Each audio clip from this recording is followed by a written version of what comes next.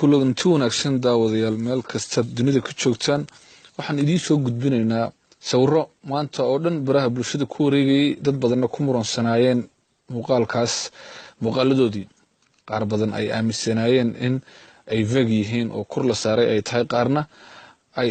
adigu sida runtii arkayaan ay saxday tahay waa kan axmed saki oo ku faanaya ficilada xunxun iyo dhaqamada xunxun ee uu baraha uu faafinayo bulshada u soo gudbinayo halkaasay inala maraysaa horaa loo soconayaa barnaamijkii horaa loo soconayaa ayaa meesha inala maraya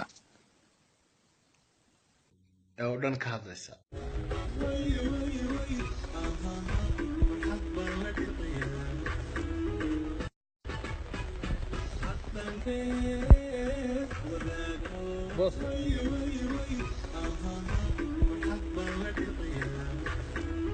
raadinaan duubo inta buunbuuninaysa awal baan idin aqaanay shaqaalahayga ahaydeen shaqeeya wallahi heestuna coming soon abti no qof loo joojin